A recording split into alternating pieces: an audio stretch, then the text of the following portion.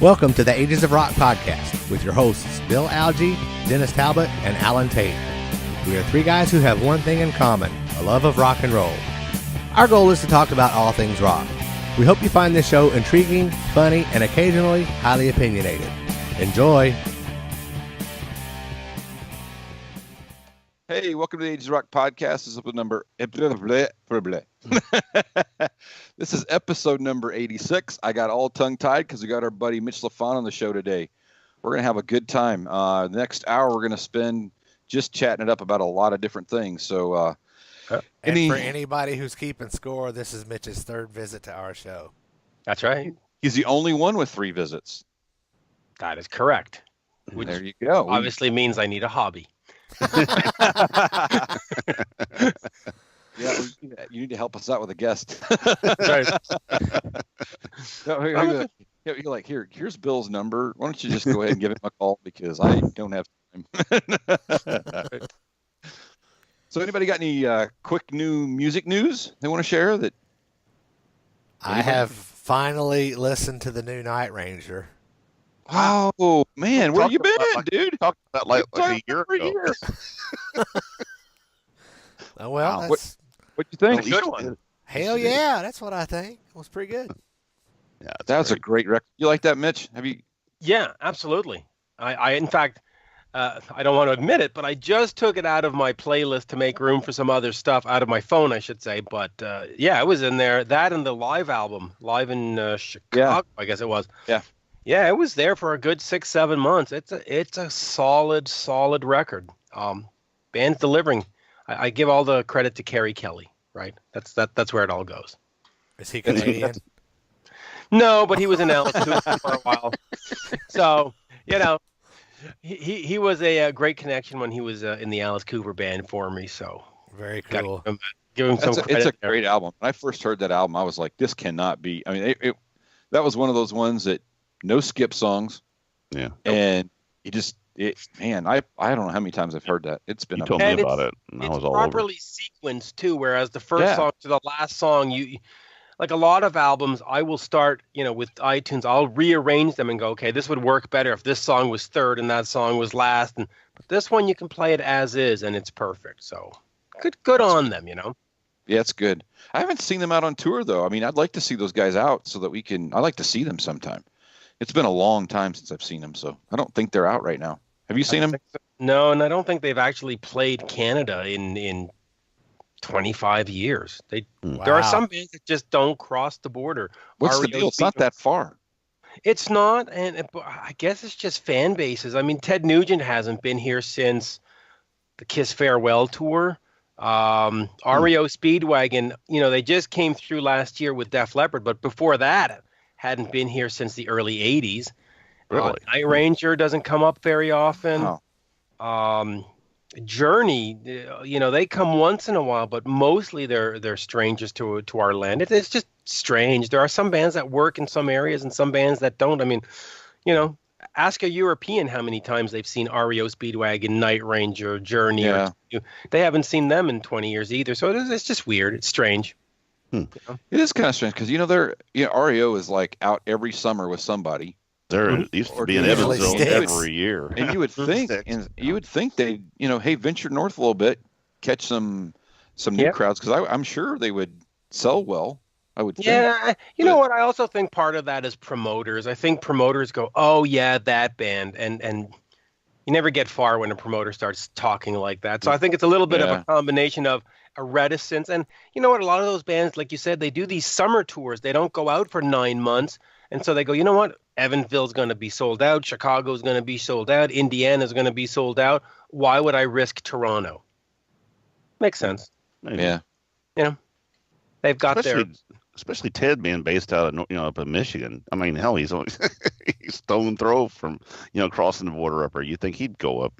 Well, Ted's not going because if he goes, somebody's going to shut his door. He won't let him back in that country. They'll be like, no, you guys keep him. We've had enough. We have enough of that. Now there's a lot of other people we'd like to give to the north or actually anywhere else. But it really is unfortunate. But I think Ted is one of those where the whole political thing is just promoters don't want to risk. No, I totally get that. Yeah. which is And unfortunate. it is very unfortunate. I think we should stick to music, but you make your bed. Sometimes you have to lie in it too, right? So can't go.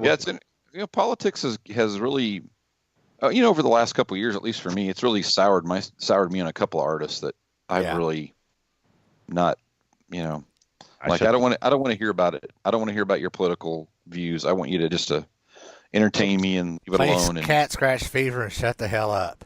Exactly. But I mean, I see the Kiss poster behind you, or the Kiss lettering behind you. That's sort of what attracted me to them back in the late 70s. Is you had those political movements, and the Beatles had been saying stuff, and David Bowie was saying stuff, and everybody was saying stuff, and Kiss just got out and rocked.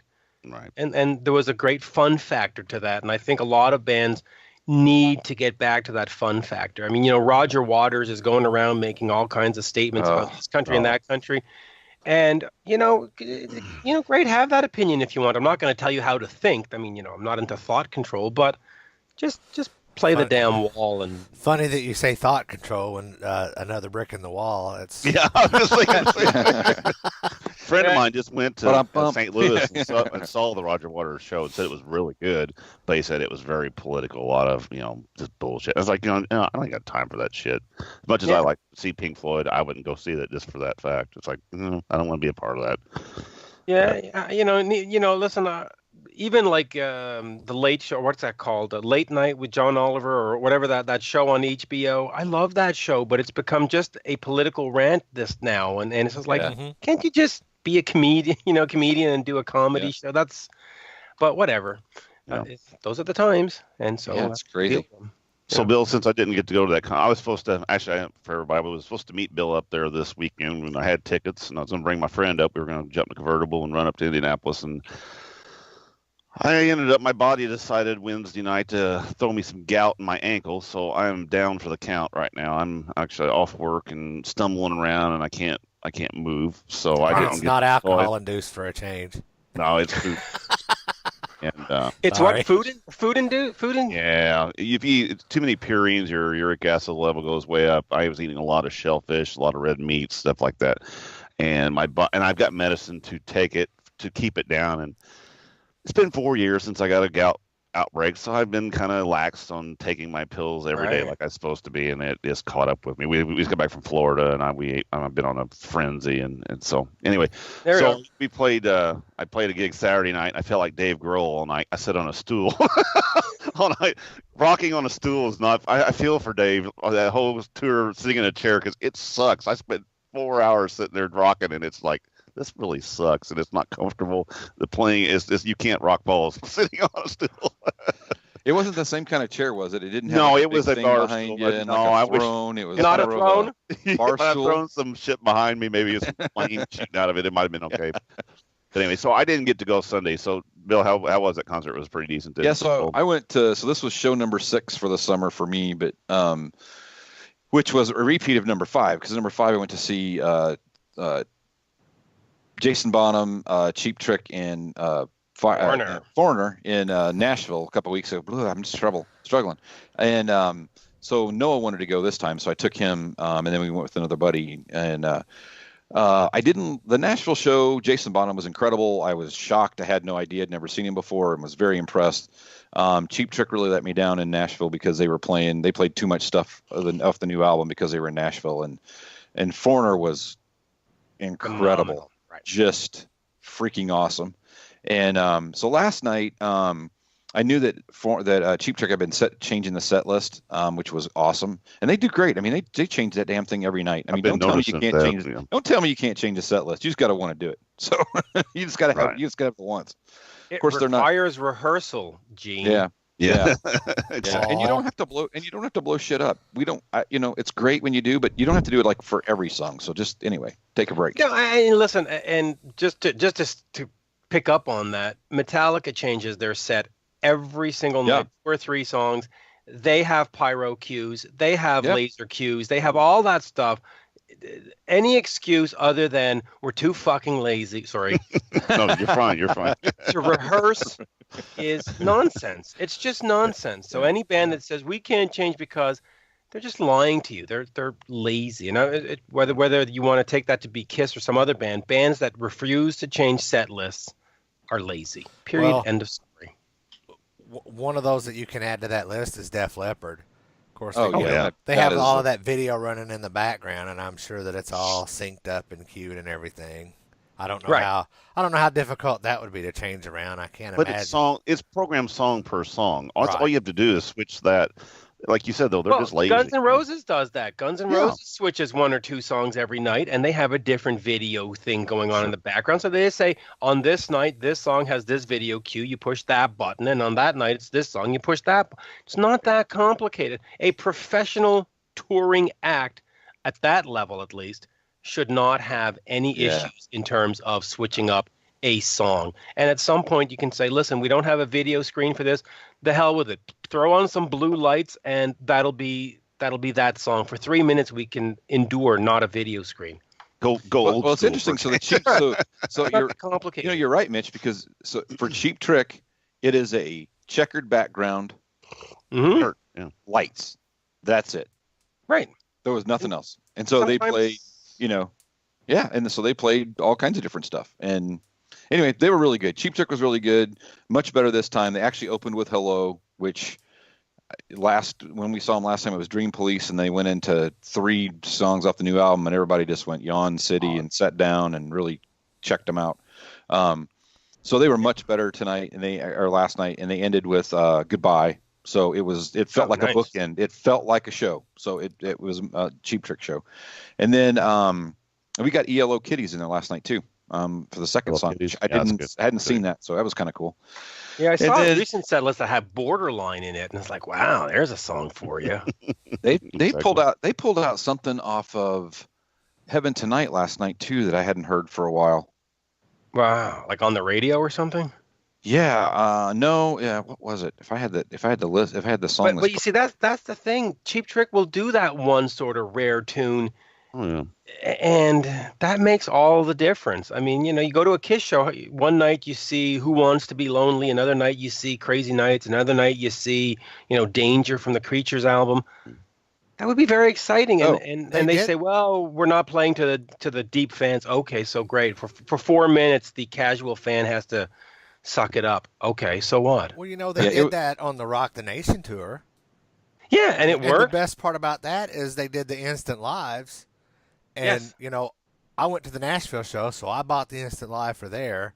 Well, and all of my friends that went to all the different shows, we all bought the CD for that show.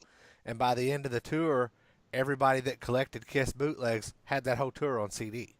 Yeah, I do. And I actually bought the official lives. And I bought them because it's like they did Tears Are Falling that night. Oh, my God. Yeah. I need that. So they did Stiff Competition last night. Oh, really? That's cool. Yeah. Which was, I was pretty shocked. I'm like, oh, that's an old song. Yeah, it was pretty cool. So they did pretty well. And then Foreigner came out, and my God, I mean, I tell you, so that's the 3rd time I've seen them, I think, in the last couple of years. And there is just something about that music that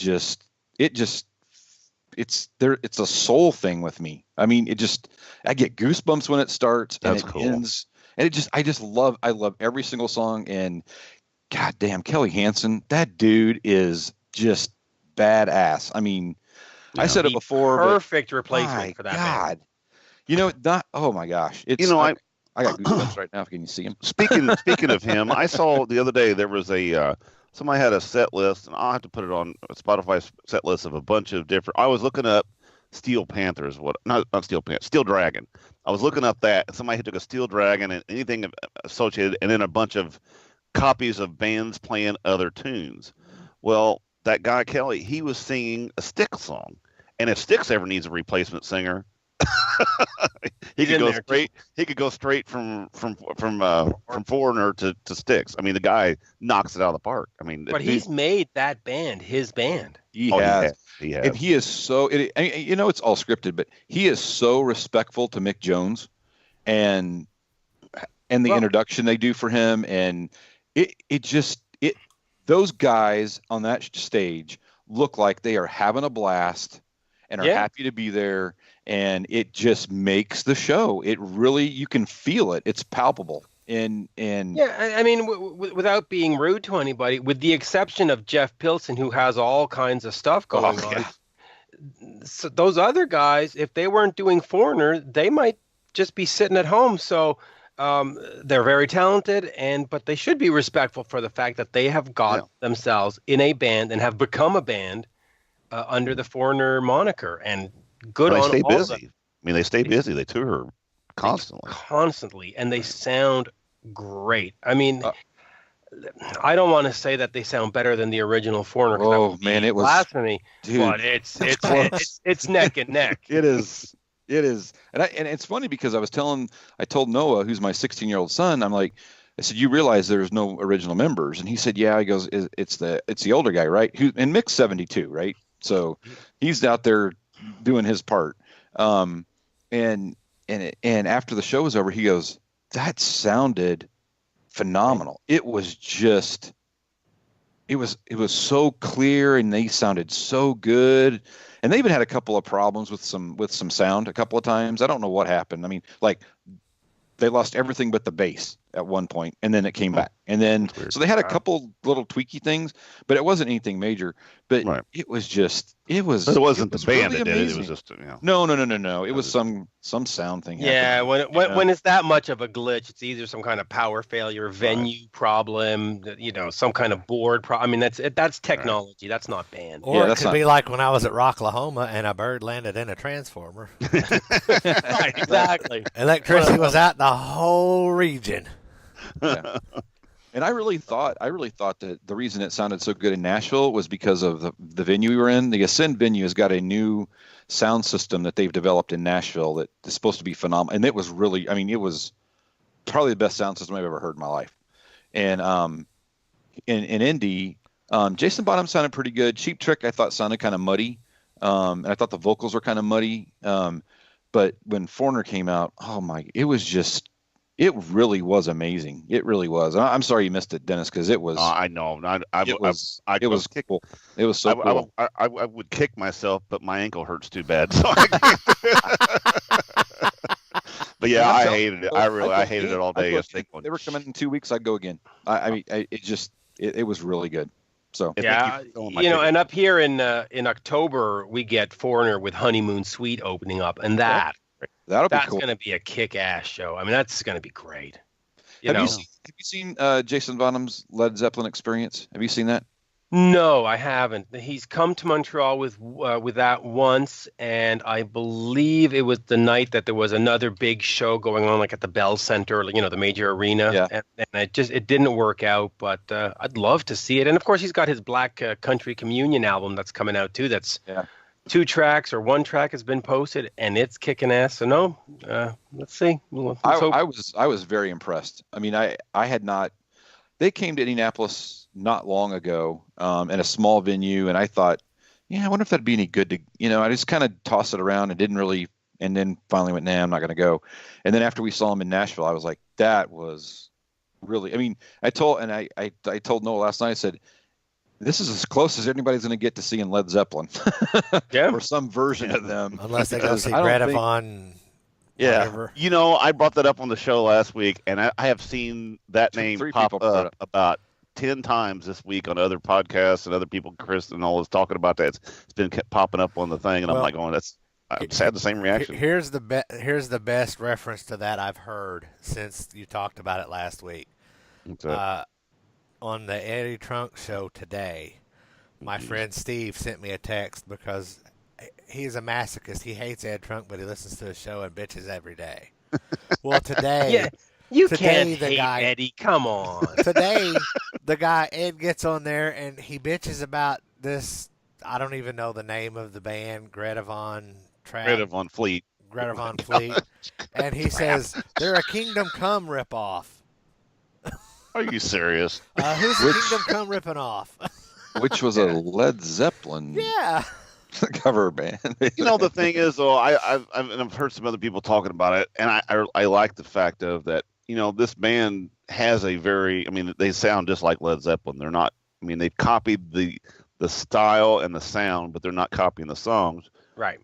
There are kids. Unlike Led Zeppelin, who copied all the songs. Right, exactly. They copied all the Blue Cars. But you know, and these kids are very young. They're millennials, and they're out there, good looking. They're three brothers, and then they got another guy in the band. But you know, they're playing these shows, and these young girls are just flipping their their panties are falling off, and they're screaming and everything else. They probably don't even. But the thing is, they don't know. They've never even. Half of them probably don't even know who the hell Led Zeppelin is. So they're not. They're drawing them into another. They're thinking. They're drawing them in thinking this is something brand new, and it's not. It's something that's being recharged. But to be fair, when we were discovering Kiss and Cheap Trick, we didn't know who Chuck Berry was. Oh. We didn't know who, all those people were. Maybe some of us were aware of the Beatles. Maybe some of us were aware of Elvis because those are the bigger names. But, not Little Caesar. What's the name of that guy? Little Richard? Good golly, Little Richard. Sorry. Little Caesar. I buy pizzas from that guy. I need some pizzas. Right, but I mean, we didn't know who all those people were, right. and Kiss and Cheap Trick and Aerosmith, they all took a little something from all those guys. So the thing is they're getting that's what music is. They're getting people interested in music. They're drawing, and their music that's drawing people in and buying product and everything else. It's like God love them. don't hey, more power to them. Speaking of that, I saw Keith Urban a couple of nights ago. I saw that. What'd you think? I have to say, people are saying, why did you go to that? And I'm like, because that's how you learn. You got to go to these different shows to figure out what the pacing's like, what the crowd's like. It was an incredibly different crowd, that whole experience. I mean, I look at those people and it was like, whoa, these are not, and I don't want to sound bad, but these are like not my people. They were very different. You could tell. Boots, hats. There was a lot of boots and hats. And I know that sounds terrible, but the way the ladies dressed was very, Daisy Duke, that aside, though, it was a great show. It was an incredible show. It is well lit. It is well paced. There was the fast song, country song, slow song. You can't deny talent. And that guy's got it. I mean, that guy he can play, man. He can play. And anybody who says you shouldn't go to a rap show or you shouldn't go to a country show, I will always say to them, you are wrong. You will learn what a good one of those shows are, a good rap show, because it's a different experience. And, I actually skipped out on going to Bret Michaels to go to that show. And it's actually probably a pretty good move. Well, to be honest. And I mean no disrespect to Bret, but no. I had just seen Poison in April or May, and I'm sure that it was a high energy show, and I'm sure he did the Poison songs great. Right. But somebody said, you want to go to Keith Urban? I said, yeah, I'm curious because, you go down to Nashville and that's almost like God walking in, right? And it is. And up here, it's not. Here we only had like 6,000 people in the arena, which is somewhat disappointing. Wow. Yeah, because how big of an arena was it? Was it at the Bell Center? The Bell Center, yeah. So it's 21,000, and that is so strange. But you know what? Montreal's not a country market. We're fighting, hip hop and rap and blah blah blah. Rock is still old school. Rock is still somewhat big here. And then you think he would do better in Calgary, in that area? Yes, absolutely. Because I've been Edmonton would be sold out most definitely. I was going to say I've worked up in Calgary and Edmonton years ago, and it's very farm issued, and and they've got rodeos and everything else. So he would be just perfect fit for there, Yeah, and Quebec is just a strange sell for him because there's also the francophone factor, the French factor, and so it takes away market share. But listen, it was his first gig here ever. I don't think you can be disappointed. Wow, Yeah, I find it surprising. I mean, I'm just surprised. Right, because where you are, Keith Urban's probably every Monday he plays, right? I'm telling you, sell that out, buddy. Hey, everybody, Keith Urban's on. Doesn't matter how big they're in. Yeah, and when I looked at ticket prices, if I'm not mistaken, they were only like $60 Canadian, which is almost like $45 American. I mean, $45 American for Keith Urban in Nashville. you'd be going up there. What? What's wrong? Yeah, Way up exactly. That's where you're sitting outside the venue. You can only hear it in the parking lot. That's the parking. Yeah, that's the parking for the. So no, anyway, it was a fun experience, and it was fun to see. And he had a lot of fun. He took a lot of time to talk to the audience about Montreal and about the first time, and he took some time to actually say some French words, and it was a fun vibe. Fun vibe. He's a good. Like I say, he's a performer. Were they He's a offensive good French performer. words? What? Were they offensive French words? No. He, the typical bonjour, comment ça va, and all that stuff. Hey, how are you, and all that stuff. And no, it was fun, and I'm glad I went. I'm glad I went. But Keith would be a good country show. And the thing is, there's good rock shows, there's bad rock shows, there's good country, and there's bad country. But Urban, he's a professional. And he's very talented, Well, it's you not can see my why type he of has music. his talent. Not my type of music at all. And I'm not going to run out and buy a Keith Urban CD tomorrow, but I would go again. Absolutely. Right. He's entertaining. He's very entertaining. Speaking of stepping outside your comfort zone, my wife and I are going to Louisville, Kentucky next month to see Bruno Mars.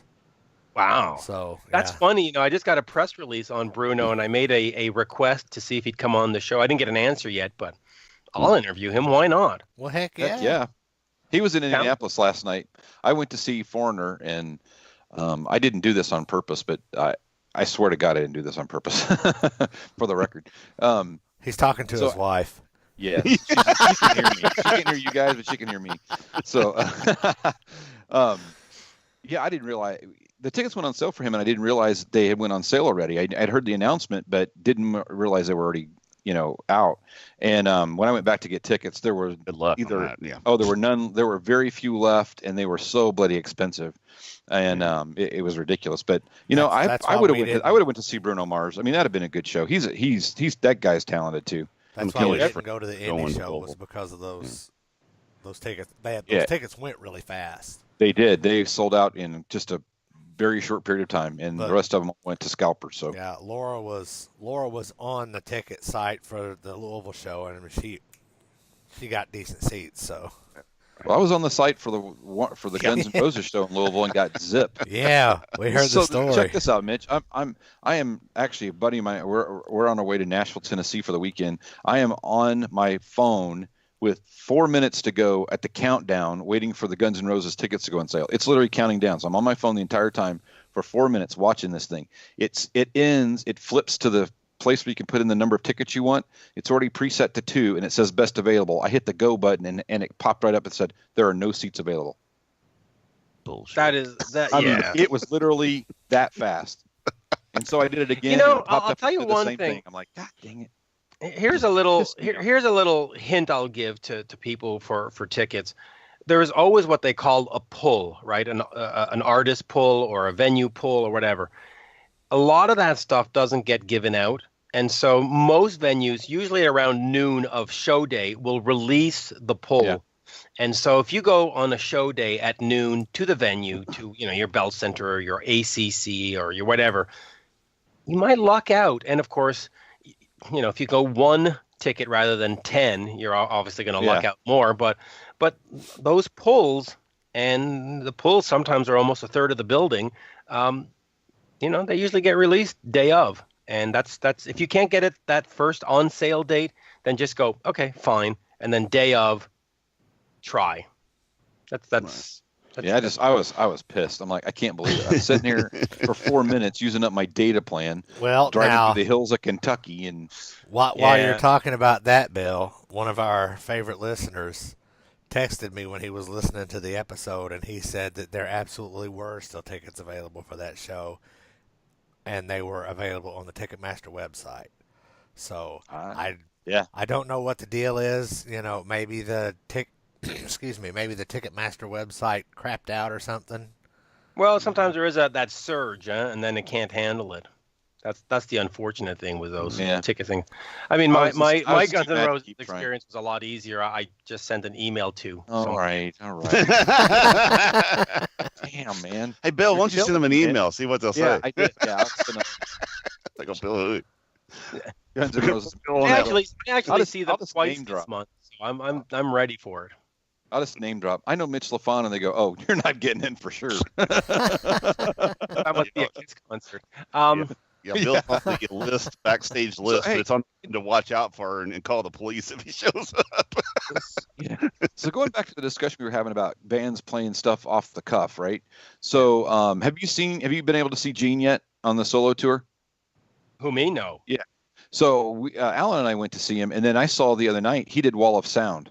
He's been doing that now for the last shows. Did it? Well, he did it. I think it was the first show he did. It was like Thursday night or Friday night or something like that. And he said that. He said that they, because when I want to hear rarities, it's from Sonic Boom or Monster. But I listened to the. I don't disagree with you at all, but I listened to the interview. I listened to the interview that Decibel Geek had on with the Gene Simmons band, and they were talking about that the band is really pushing him, and they'll start playing stuff, and he was like, "Oh, that's cool, let's do that." And as long as I don't think they're bullshitting us, but and I think that's helped get him to play some other stuff, and it was a very different show that going to that. It was just a totally different feel, but it was cool to see him. I mean, yeah. That would not be my number one pick if you're going to play something that's a song that's not it at all.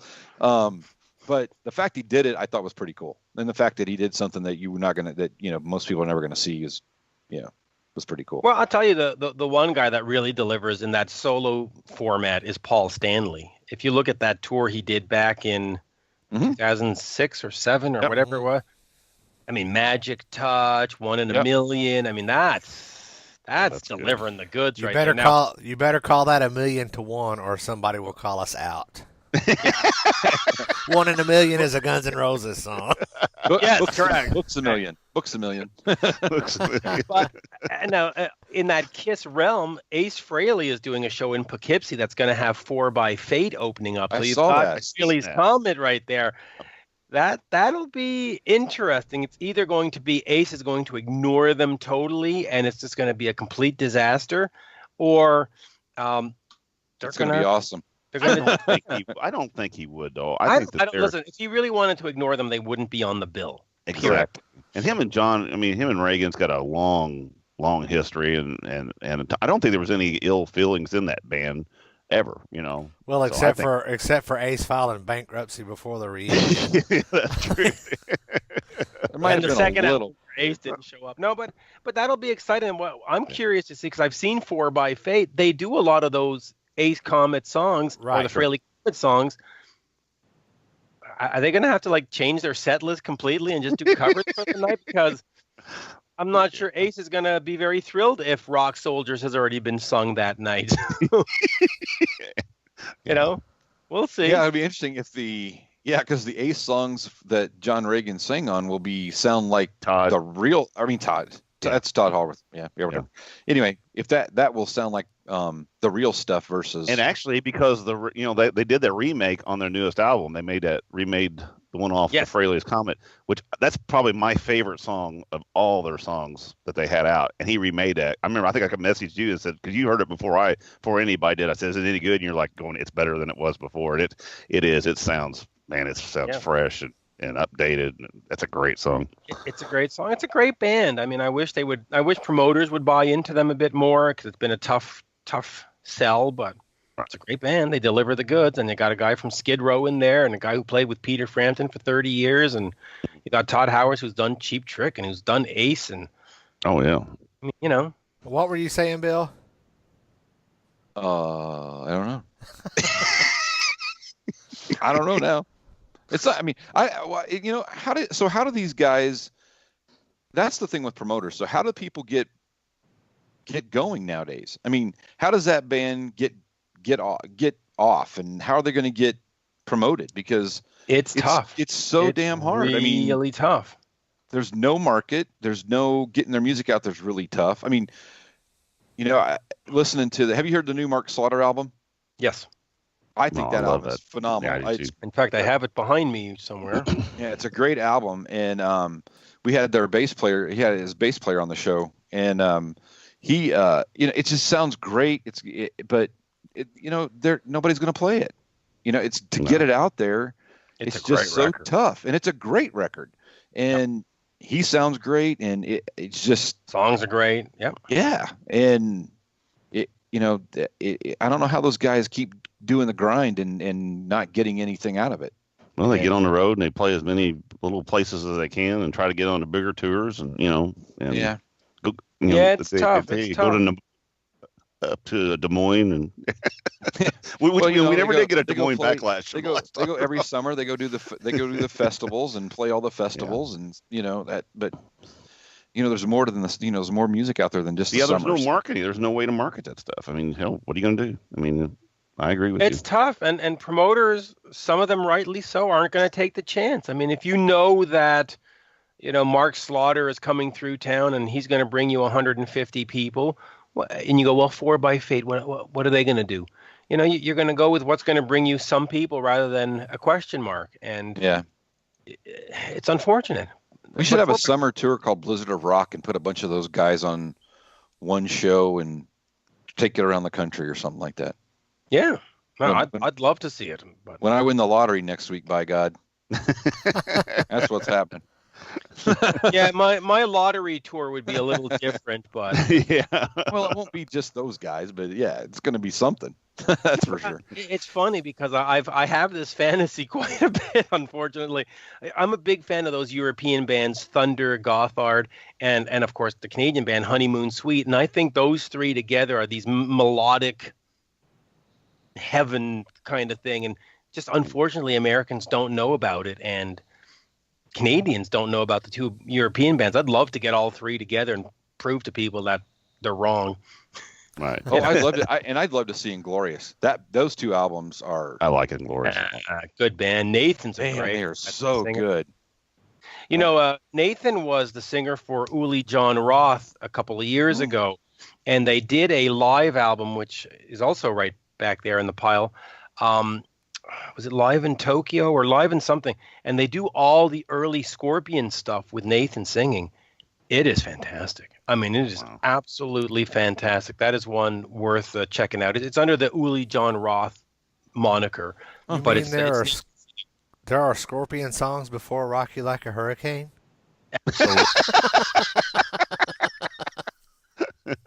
And I will venture to say that it is a lot of the really good ones. The really good ones are before Rock You Like a Hurricane.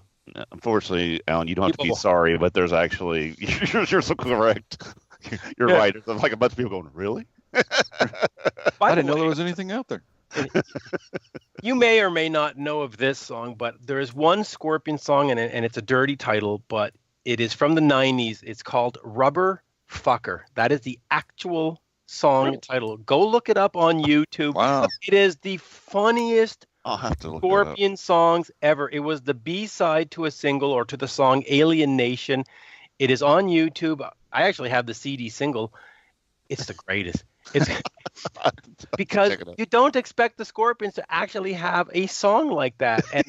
And I'm telling you, go to YouTube, look up that song, and then go to a lyric site and get the lyrics and just read the lyrics as you're. That is Nirvana right there. That is that's the greatest thing ever. Steel Panther's going, damn, that's good. Exactly. I'm telling you, you just don't expect the Scorpions to do that, and there it is. Funniest song ever from one of those bands. Sort of like Burn Bitch Burn, I guess. Yeah. That's awesome. Crazy. Anyway. But hey, Mitch, we wanted to play a little. We got a game on the show that we play every now and then, and I think Dennis has got a list rolled up for us for a little what we call Yank It or Crank It. So Yank It or Crank It. Yeah, Canadian style. I put my toque on here. That's why I got my Tim Hortons cup. So Yank and Crank is basically if you jump in your car and you're driving about 80 kilometers an hour down the road. I guess you'll need Ace in the frame. Where's my Ace? There's Ace. There's Ace. Well, that was sort of Ace. There's no, you couldn't see Ace, but he's up there. He's peering over me. We saw his chin. We did. Which you jump one? in your car, you're driving down the road about 80 kilometers an hour. You're running down to the store to get some smoke, some Molson's, and maybe a little bit of back bacon, and you're going through the radio station. Canadian bacon is awesome. It is. I actually had a friend of mine. We got a smoking meat Facebook page of all of us guys that grill and smoke stuff, and he just did Canadian bacon yesterday. I'm like, well, that's pretty fitting for today's show. I mean, it's like bacon steak. I mean, that's It is. what It's awesome. It's awesome. I know. So anyway, Am I what I being did in was, the center here? Yeah, you're good. Yeah, you're good. Good. All right. So anyway, I got 10 songs, and if they're coming on the radio, and I used all Canadian tunes, and I didn't pick their most popular songs, so it's just this is a random song by these artists. So Am I allowed to swear? Oh Yes. yeah, I kind of figured We you would. insist on it. You dropped the F-bomb twice. You're good, buddy. It's no problem. So all you gotta do is say yank or crank, and if you want to swear a little bit, you can do that too. So anyway, first song that comes on, Bryan Adams, "Cut Like a Knife." Crank it. Turn that Awesome. shit up, man. Bryan Where's Adams 11? is Where's 11? fantastic. Where's Yeah. 11? Do you know, I saw him open up for Aerosmith in 1983. Wow. It was, I remember the big song that he was singing was Straight from the Heart, and Aerosmith didn't have Joe Perry and Brad. They had Jimmy Crespo and Rick Dufay, and Bryan Adams opened that gig at the Montreal Forum, and it was a cold January day, and somebody put a barrel or a garbage can through the plate glass window, and cold December air filled the Forum all night long. It was awful, but great show. Great show. How did Bryan do compared to that Aerosmith group? You know, I think like most people, we sort of rolled our eyes because here was a guy in jeans and a white sort of poofy shirt, a la Seinfeld, and you're like, what's white poofy shirt doing before? I mean, he wasn't Bryan Adams then. He was just That's Bryan. And it was like, whoa, who is this guy? What's he doing? Why is he not rock and roll? So I think he was sort of poo-pooed by the audience at that time, but it's a great memory. It's like, yeah, dude, I saw him when he was an opening act, and it's like, yep, Wow. That's awesome. Yep, great man. I have some of his first albums, and they're some of my favorite, actually. Oh yeah, Reckless, Cuts Like a Knife. Oh, actually, you know what? Here you go, Canadian. Here you go, Bryan Adams 30th Deluxe Edition. Oh yeah, Wow, that's nice. Yeah. I keep all the good stuff by the car, by the computer, By the car. by the car. Well, we are in the car right now, so. All right, so next song comes on. Our favorite band, or one of my favorite bands, Rush, and it's Subdivisions. Oh, don't shake your head, Alan. Subdivisions. Subdivisions gets a tiny tweak up. I wouldn't crank it. I would crank Tom Sawyer or Spirit of the Radio. Subdivisions is a good song, but I'm not putting that to 10. I'm putting that to like 7. That's kind of why I picked Subdivisions, because it was a radio hit, but it wasn't. I'm like you, Tom Sawyer. It's an automatic, but Subdivisions. I'm going to take it or leave it. Also, I don't. It's one of those ones that. Song. But to me, Spirit of the Radio, that's Rush. That's Rush right there. Yeah. Spirit of the Radio is probably my favorite Rush song, but I do like Subdivisions. I actually had Spirit of the Radio on first, and I thought that's just too. It's a gimme. I don't dislike Subdivisions, but that's not one where I'm going to crank it to 11. That's not going to 11. Bill, I'm not a huge Rush fan. Right. But the Spirit of the Radio album I like a lot. That's the only Rush album that I like. Really, pretty much the whole thing. Is a good album. Or yeah, Permanent Waves. Yeah, right. Yeah, sorry. And all right, but yeah, yeah. I'd have turned it off. Okay. Yeah, I figured you probably would. All right, Triumph. He figured I Triumph, would Allied too. Forces comes on the radio. What do you think about that? Oh, Triumph. Allied Forces. So Yeah, I like Triumph. I might check for something else actually. I'd leave it on, but that's not my favorite Triumph song. I mean, I would lay it on the line or one of the. I was going to They say don't like there it, are like but- 3 Triumph songs that I know, and this is not one of them. But when I listened to it, I didn't want to turn it off. It was I thought it was a decent song. Yeah. I had this album. I really liked it. Yeah, it was one of it was those good. ones I think we went to see them. Didn't we go see them, Dennis? You Yes, and I went to see them. It was You know- Yngwie Malmsteen and Triumph.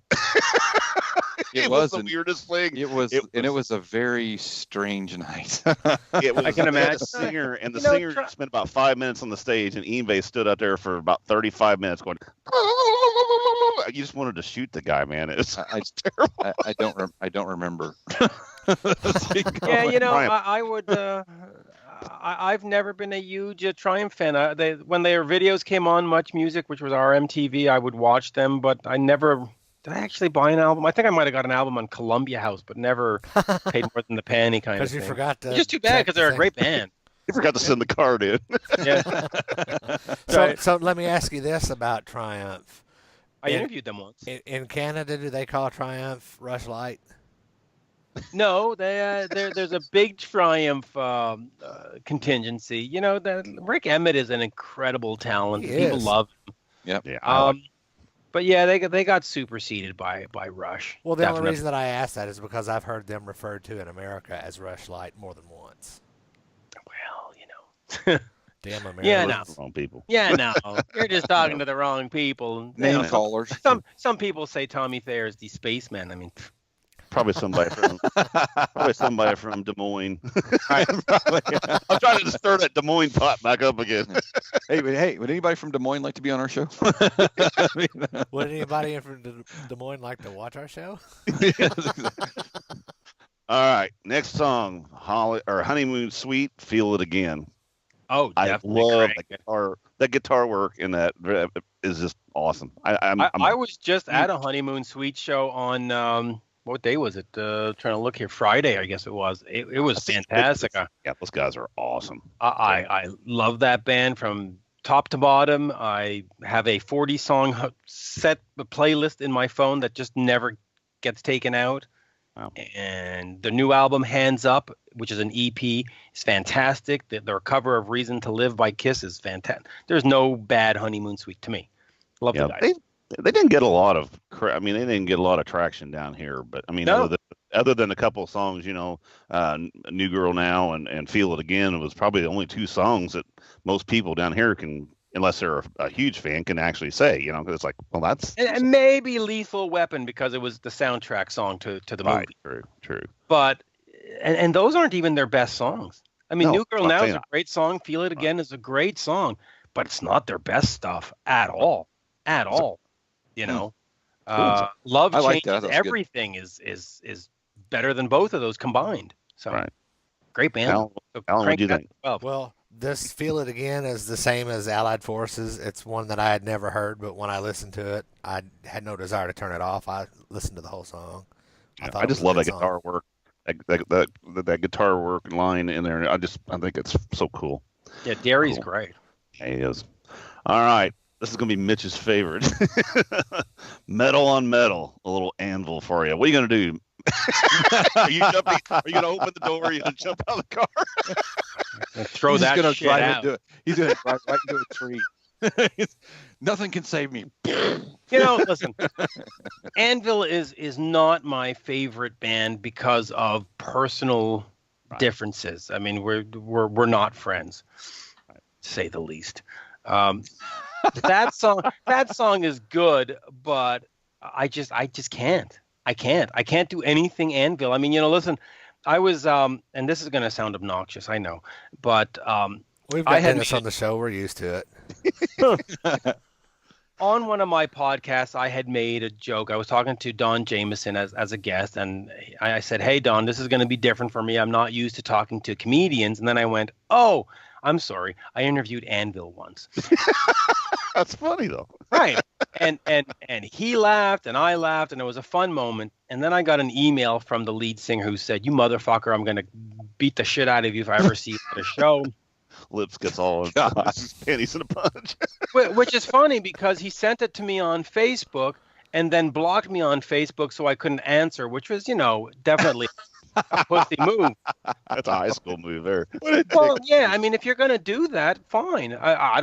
Listen, you want to yell at me, but let's have an exchange. Don't be don't run and hide, Anyway, I'm backstage, and this is the obnoxious part. I'm backstage in July in Metallica, and they have a VIP room in the back, and there's Sum 41 is in there, and Sam Dunn, who makes those movies, the Alice Cooper movie, he's in there, and Anvil's in there.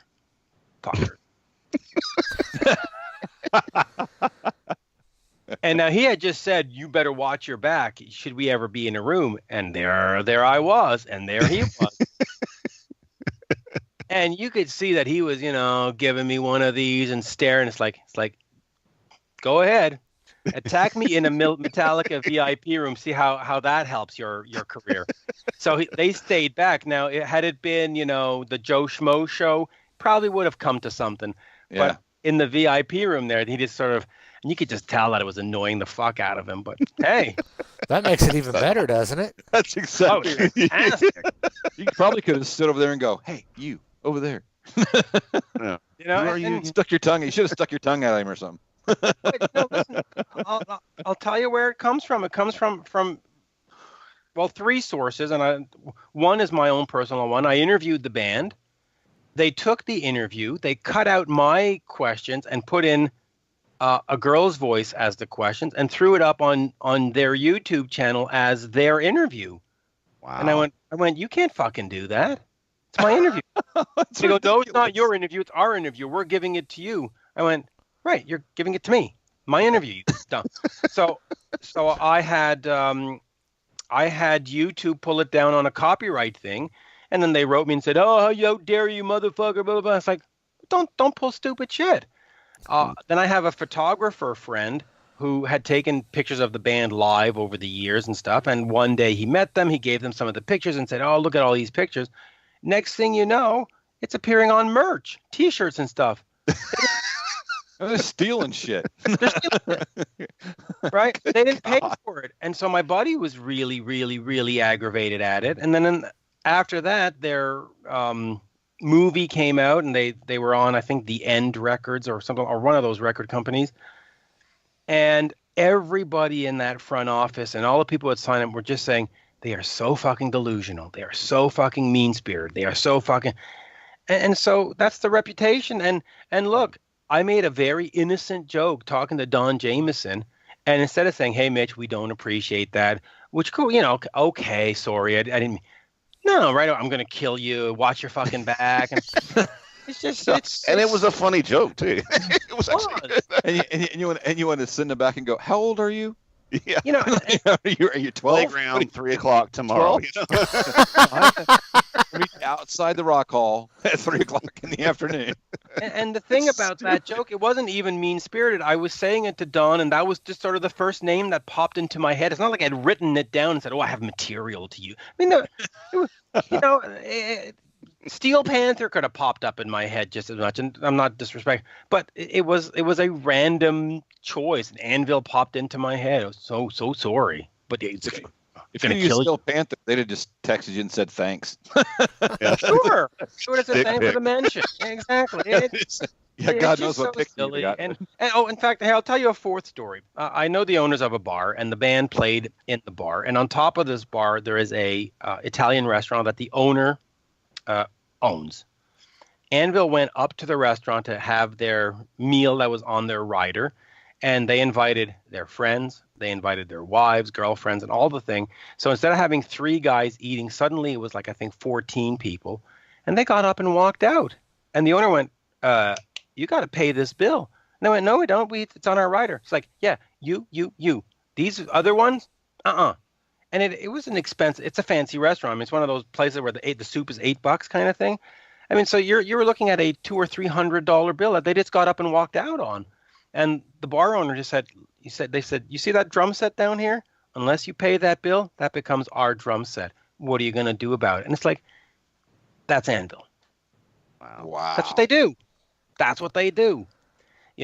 So, yeah, yank that fucking song.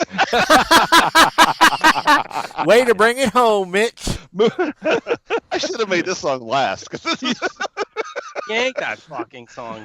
There's all right. dildos that they use on stage. Okay. It's not one of my favorites either. I'd yank it. That's awesome.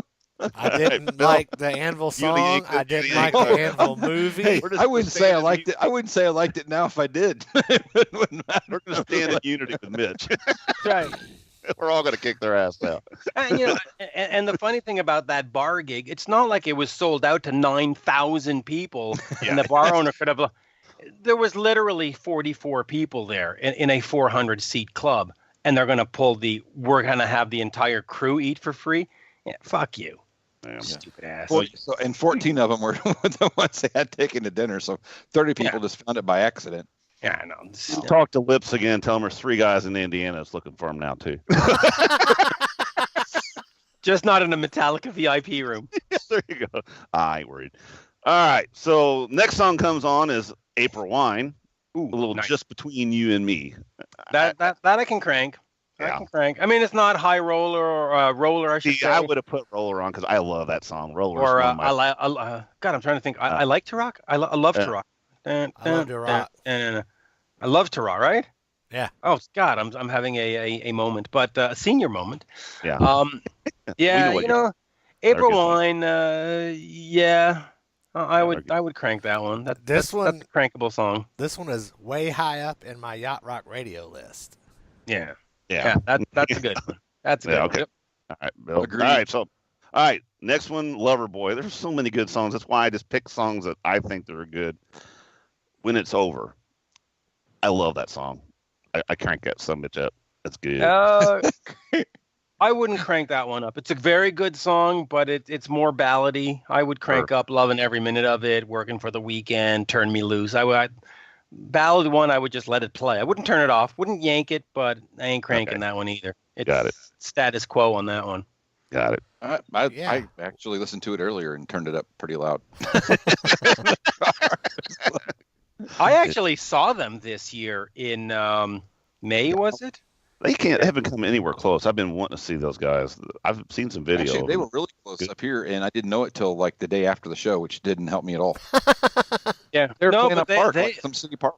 It was a really small thing. They played up in a place called Saint-Hyacinthe, Quebec, which is farm fields, and I don't know why there was a venue built there. Don't ask me why, but it was a very nice venue. It was very high class, and it must have been 500-600 people. Totally, utterly sold out. Tickets were $93 a pop. Wow. Who else was with them? Was it a multi-bill show? No, that's it. Them. Wow. and I was completely shocked to see it full to the rafters. I mean, just completely full. And the set was great. It was short. I think it was only like 13 songs or 12 songs, but man, they sounded great. And I got to meet them before the show. Accidentally, actually, the van pulled up, and I went, "There's one van in this fucking city. It's got to be the band. There's nobody else in the van." And I was right. It was. Yeah, Reno's voice is just really good. Considering, man, he is great. I like that guy. Great voice. All right. So wait. Hold, slow down there, Hot Rod. Alan, what'd you think? I like the song. I thought you said it. You liked it. All right. No. Cool. Oh, no. I was too busy not interrupting. It's that beard. That beard throws me off, man. I'm sorry. No, I'm like Mitch though. This isn't one that I would crank, but I do really like this song. Right. And Loving Every Minute of It is my favorite Loverboy song. That always gets cranked. There's That's a lot. Great song. I pretty well put Loverboy on, and it's just constant crank, so it's good. I dropped my cap for my water here. They actually retweeted me today, Loverboy. So good on them. Yeah. Good for Check them. my Twitter. There's a Loverboy retweet. I always get a kick out of that, even though I have more followers than them, which is funny. But funny. All right. Next on the list is Saga's On the Loose. I love that song. I crank it up. It's thinking about this one. Yeah, Saga's good. I might have to just leave it as it is. I'm not overly into the whole Saga thing, but a great band. I can't deny that, but they were sort of on the side. Right. I had Honeymoon Suite and Bryan Adams. I didn't need Saga. Great band, though. Prism, too, is a great band. Trooper is a great band. Is Trooper on your list? No, not. Raise a Little Hell. Anyway. Oh, I like that song. Yeah, I like On the Loose. That's actually, I downloaded that not long ago, and I'm looking for the LP if I can find it. So Cool. Oh, I had that. I had that back in the day. Here somewhere. Yeah. I'm sure if you check Amazon Canada, it's on there. Yeah, but I'm gonna find it like dirt cheap. Like, in a bin, like in a bin $3 somewhere in the man. back. Alan, what do you This think? is the only Saga song that I know. Okay. But I do like the song. I actually saw an interview with the singer for Saga about how they made this song and how they had him standing on a rafter or on a high ladder or something to sing the vocal to get that kind of nervous feel to it. Oh, Yeah. It's kind of neat. Like they did it with Alice Cooper in Ballad of Dwight Fry. Ballad of Dwight Fry. They had him in a straitjacket on the floor and the whole under thing. some chairs or something, wasn't it? Yeah. Yeah. Crazy stuff just to get him that feeling of confinement and stuff. Yeah. Awesome. What do we got next in the Canadian? All right. Well, Red Riders, Lunatic Fringe. Yeah, that's gonna get a crank. It's a Lunatic Fringe. Tom Cochran. Yeah, our band actually started playing it here about a year ago, and I love that song. I saw Tom Cochran in the same series of interviews. Did you? Oh, yeah. Talking about this song, yeah. I Those was are cool. actually offered a very unique Canadian interview today. Bruce Cockburn. You remember? Anybody remember him? It's Coburn. That name sounds really familiar. Yeah, He has a song called "If I Had a Rocket Launcher." It's fantastic. You should go check that out. If I had a rocket launcher, some son of a bitch would die. Yeah, you gotta. I gotta look at that now. Well, I can already Write that tell you down, that's man. on my crank it list. There you go. That's funny. All right, That's Bill, crazy. you like Yeah, that? I'm good with that. Yeah, it's a good song. I like it. I Yeah, would crank. That's a cranker. Alan. I like this song, but the funny thing about it is I don't know. Of course, it's a Canadian band, so I doubt they ever got confused. But down here in America, a lot of people thought that this was Golden Earring. Yeah, I've heard that Right. too. Saying that Yeah, Something- I actually did for a long time. they're similar. They come out about the same time too. Yep. All right, and last one. I'm sorry. Tom's a good dude, Oh. though. Tom Cochran, great Yeah, guy. it is. All right, so the last one is a band called The Pursuit of Happiness. I didn't know they were Canadian. Pursuit of Happiness. And That's. I'm an adult now. I got the problem of an adult, Yeah. because I'm an adult now. It's catchy. I'm forgetting his name. The guy in that band. I don't know. But he actually does a lot of work currently with Todd Rundgren. That's his claim to fame now, though. Todd and him do a lot of writing, and musicians, like they'll appear in each other's albums. So he's still out there doing it. So and I'm embarrassed that I can't remember his goddarn name. Shoot, I can see his glasses and the hair, but I would crank that song. That was one of those where you were watching Much Music back in the day, and you think, Jesus, they have to put the Canadian content rules, and they would play that song, and you go, oh, it's so cheap and cheesy. But they would play it ad nauseum that eventually it just sort of became like programming, you know? Right. It just got inculcated into you, and I like that song. I'd give that a thumbs up. Right. You know. All right. Well, that's our 10. I'm gonna take the toque off. My head's sweaty. So anyway, yeah. I mean, there were some other ones that I would have brought up, but I thought that was kind of cool.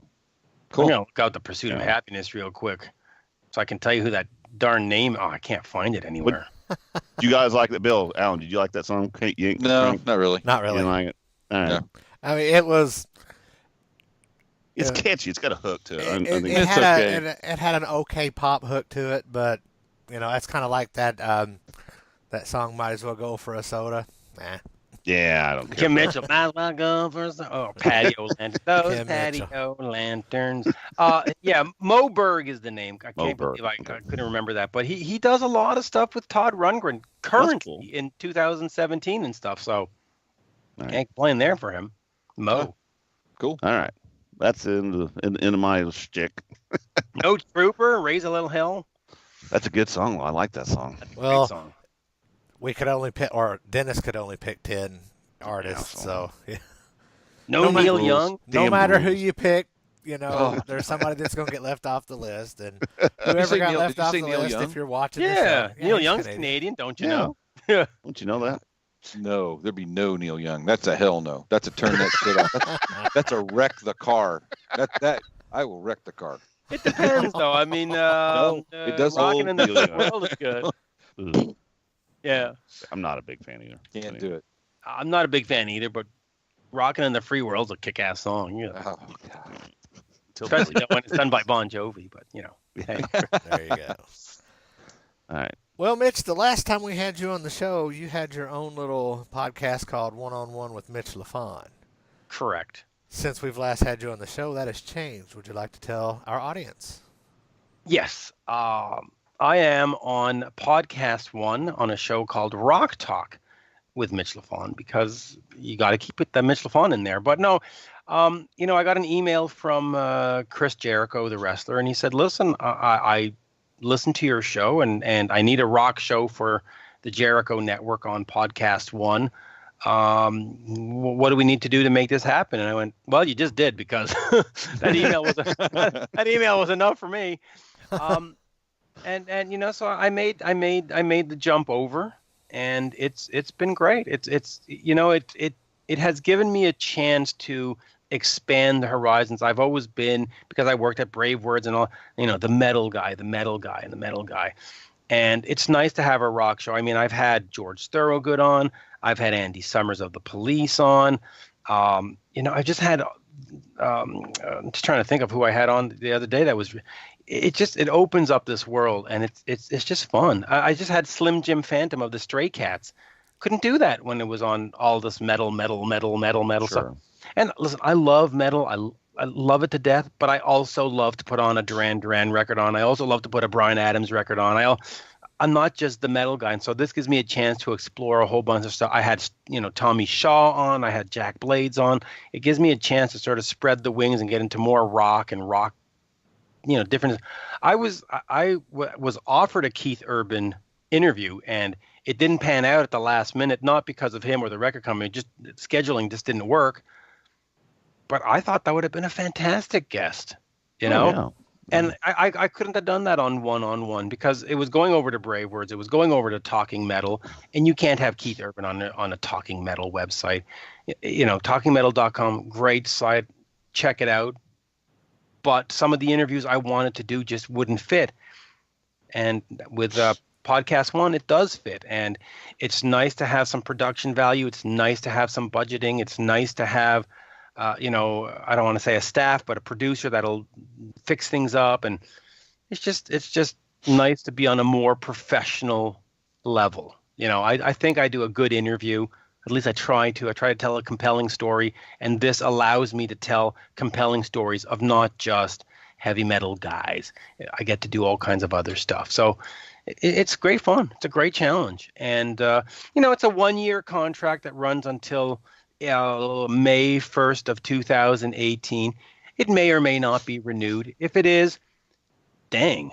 And if it isn't, say la vie, But at least I've had 1 year of this, and it's great. Love it. Let's hope for 10 years. It seems to be, that. Let's hope for 10 years, please. Yeah, that'd be all right. So, do you think has your listenership grown since you've changed? Oh yeah, absolutely. And it's brought in a whole bunch of different people because folks that are listening to a Tommy Shaw interview may not have heard of me before, because before it was, just the rock guy, just Anthrax, just Slayer, and so I'm getting those new guys. And Podcast One, if you tune into the Eddie Trunk Show, you tune into the Chris Jericho Show, you tune into Dr. Drew or Joe Rogan or any of those guys, there's a lot of cross promotion. You'll hear, hey, coming up on Eddie Trunk, listen to this. Hey, coming up on Rock Talk, listen to that. That in itself is invaluable because I didn't have that. It was like, here I am in the woods, find me. And some people did. We know. We understand. Right. We got you, buddy. Some I people built a didn't. cabin in the woods. Right. So that cross promotion. I mean, I was at a Black Veil Bride show, and Andy has done Three Sides of the Coin a bunch of times, and he's done it.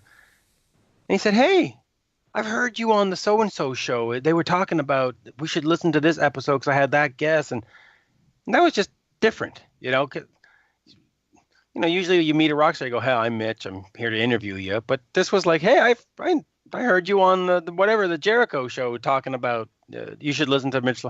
So there's that, and it's opened a lot of doors. Before if I would say I need to speak to Metallica, they'd go, that's really nice. And now you go, I'm on podcast We know how one. that I'd like feels. to speak to Metallica. Right. Now I go, I'm on podcast one. I'd like to speak to so and so, and they go, okay. And I've interviewed Styx many times before, and I've always been offered Larry Gowan, and I've done like 6 or 7 with Larry, and who's obviously wonderful because he's Canadian. But this time I said, listen, I don't want to talk to Larry. I want to talk to Tommy, and if it's not Tommy, I don't want to do it. And they made it happen. Wow. And that was an interesting change. I mean, I sort of threw that out there like, oh God, let's see if this works, and let's see if I can stand my ground and get Tommy, which I did. But on the other one, it would have been like, listen, dude, you're getting Larry. If you're not getting Larry, just pack it up and leave us alone. And so I don't want to say there's power to it, but it does change the quality of guests. It does change the ability. And when you listen to an episode and the front end is George Thorogood followed by the guy in Rainbow, that's a very diverse mix. And I find that a lot of the fans, like you and like me, and we don't just like Kiss all day long. We don't just like Metallica all day long. You have a Foo Fighters shirt on. I'm sure you listen to the Foo Fighters, and I'm sure you're listening to Kiss. And you said Keith Urban is great, but what other show is bringing you that kind of diversity? And so that's where I think it becomes interesting. I'd love to have like Keith on, and Bryan Adams on, and even Bruno Mars that we mentioned before. I think he'd be a fantastic guest because, when you're that successful, you have a good story to tell. And another thing too, like with Andy, is it Burtsack or Burtsack? I've heard him before, and a lot of those stars are not one-dimensional either. Even though they play metal or they play hard rock, whatever, they like other people too. You know what I'm saying? They're not just one-dimensional people. Most people do have a side. They got their yacht rock. All rock fans like a little bit of something. We all like a little bit of something. Sometimes it's not cool, when you're in high school in Montreal or in Tennessee to say, or Indiana to say, in 1985, yes, I like Rio by Duran Duran because, right.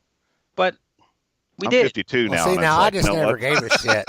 I listened to what I listened to, and if my friends didn't like it, I didn't care. Right. Well, we all listened to what we wanted to, but sometimes you would say, you wouldn't want to admit it. You would never talk about it. Right. But now, listen, I was interviewing Simone Simons of Epica, and I said, well, what's the one album that you haven't made? And she does symphonic metal, right? I mean, this German in your face thing. She goes, I want to make a jazz record. Oh yeah, that's cool. I'm down with that. Cool. Why not? Exactly. So that's where I think Rock Talk is fun. I'm just trying to think. I mean, listen, the last episode we had Adrian Vandenberg, formerly of Whitesnake, and Blaze Bailey was on there. And then today, I'm trying to think who it was today. God, there's so many episodes. But that's the thing. You get different elements, And I had one episode where I had Metallica first, Anthrax second, and Venom third. And the week before, I had George Thorogood. Well, cool. that's a nice mix. That is.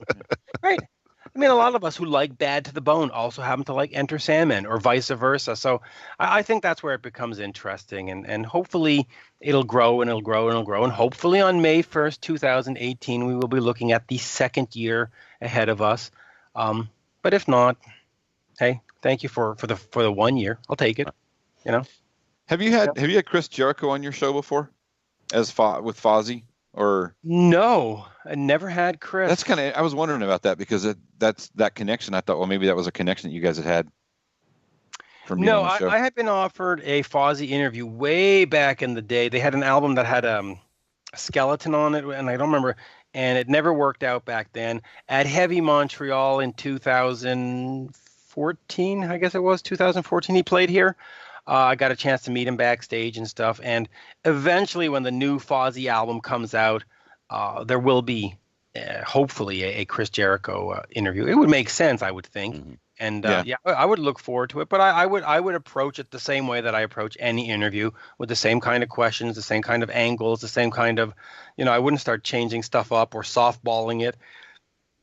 It'll be a Mitch interview, for better or for worse. You know, they're not old. Well, try to get a word in with him though. That dude talks. I mean, it's like you're almost breaking a sweat. Listen to the guy because it's just they're just throwing words at you like. Fucking. That's okay.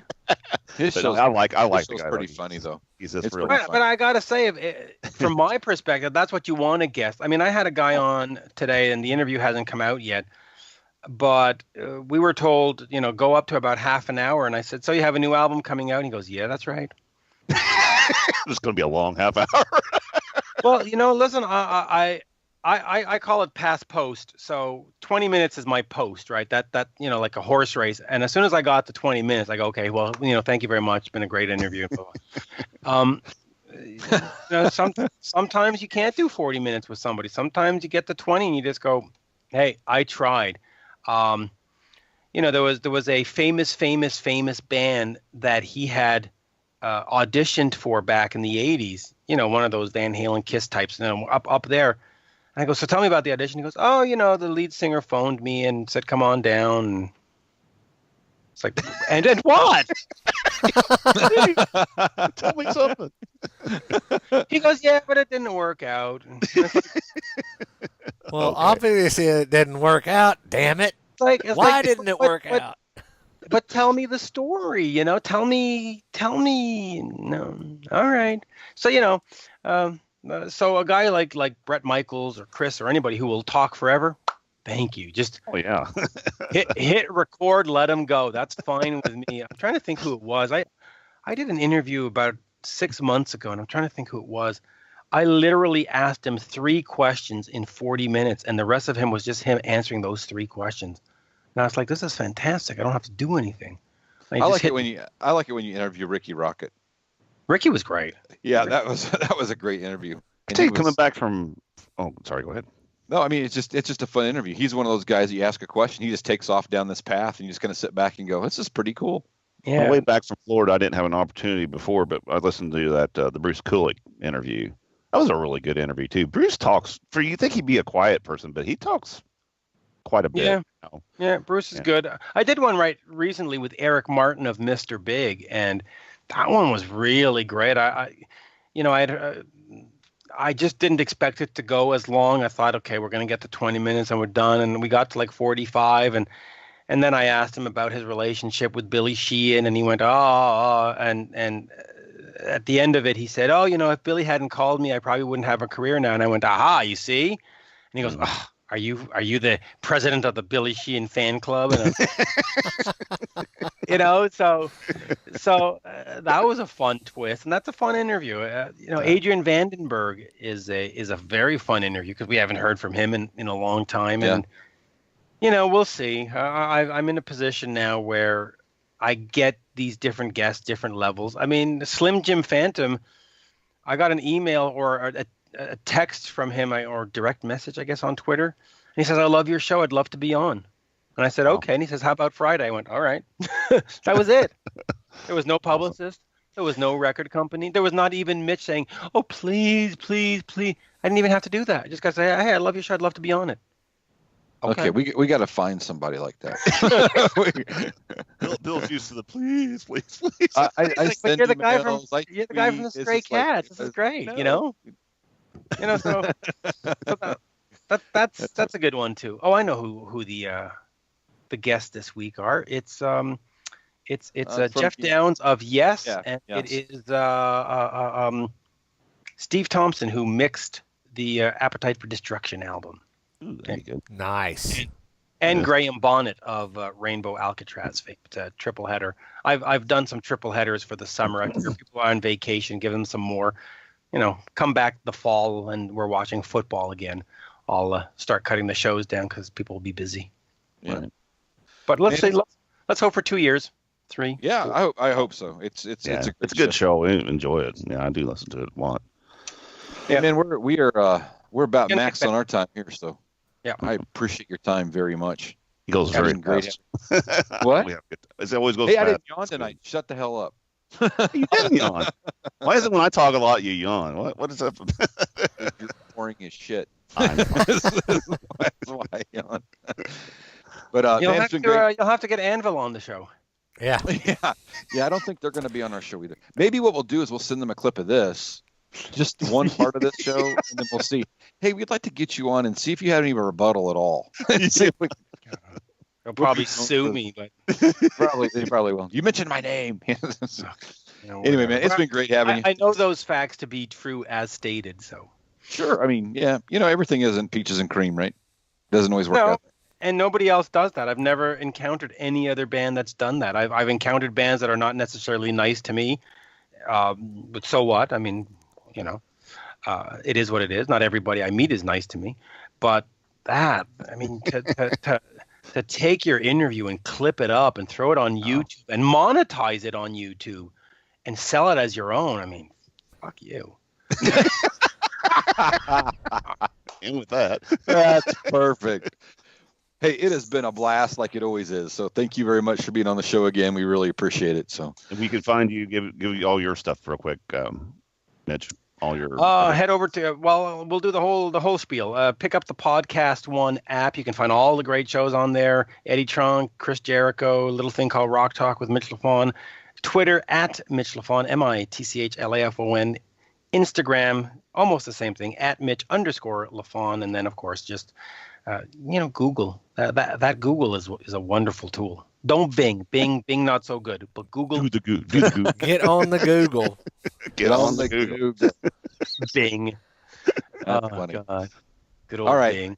Alan, you want to take us out of here? Absolutely. Visit us on agesofrock.com. Check us out on Stitcher Radio, Facebook, Twitter, Instagram, and check out our podcast and all of the other podcasts that Ear Peeler publicizes on Twitter. Until next week, peace out, folks.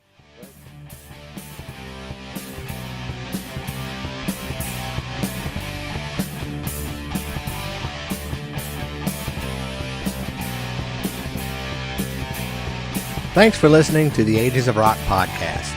If you haven't done so already, be sure to subscribe to our YouTube channel, like us on Facebook, and most importantly, tell all your friends. Remember, you're never too old to rock. Until the next episode, peace out, folks.